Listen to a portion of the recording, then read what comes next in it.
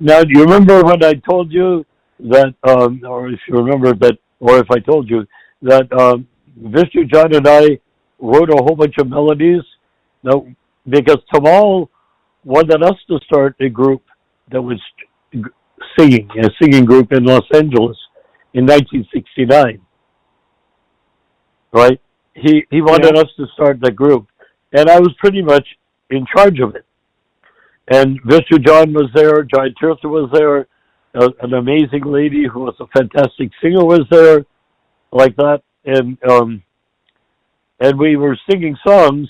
Then Tamal got the idea, why don't you guys write some new songs that you can use for the group? You know, and so Mr. John and I wrote a whole bunch of about 10 new songs. And we went to Prabhupada and sang them, asked him if we could use them. And he said, they're very beautiful, they're very nice songs, but why not just, it's better if you just use the ones that I gave you. You know? That's why it's such a sore point with me. What is? Well, whether we should make up our own fucking melodies or not. That's right. No, because Prabhupada said to Mr. John and me very sweetly and kindly, these are very nice songs, shall we use them? Just use the ones that I gave you. End of story. Huh. Yeah? Yeah, and I keep finding more and more items like that on Facebook, you know, Facebook or where, on the internet. Yeah, somewhere, Facebook, you know? yeah.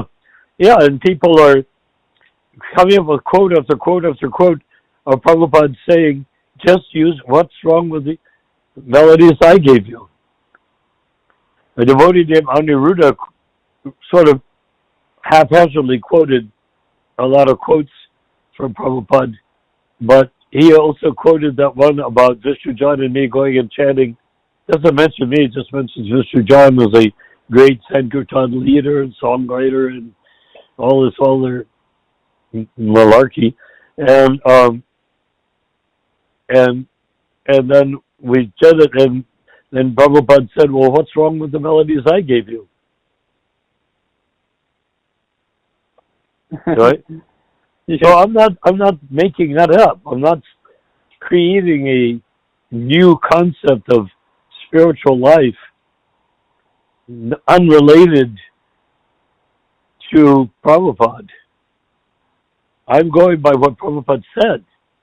And it burned holes in my mind because, you know, I used to be a singer-songwriter.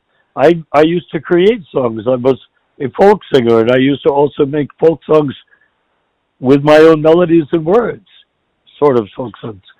And I was good at it. And then when I came to ISKCON, and we heard of everyone chanting like Prabhupada and devotees, including Vishnujana, saying, only chant the way Prabhupada chanted. That was 1968.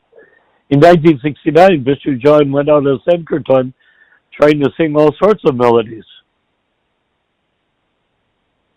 that he made up or that he got from other locations. And that's the beginning of tearing ISKCON away from Prabhupada. There never was a time when Prabhupada encouraged us to write our own melodies. It never occurred, not once. I don't know if you believe me, but it's true. I mean, can you think of a single example of Prabhupada was not into creating distractions, you know? Prabhupada was not into creating distractions. So this creating and not going by the program that Prabhupada has established is actually a distraction. Absolutely a distraction. You're absolutely 100% on the money. Yeah, so I also don't like distractions. You know, I like simple things. Yeah, simple and perfect. Prabhupada gave it what Prabhupada. We should only chant what we would be willing to chant in Prabhupada's presence to please Prabhupada, not to please 50 people running back and forth, jumping up and down, and smashing the mridangos into pieces. Yeah, so that's what's going on in ISKCON. Everyone is doing their own thing, and your own thing is not what Prabhupada wanted.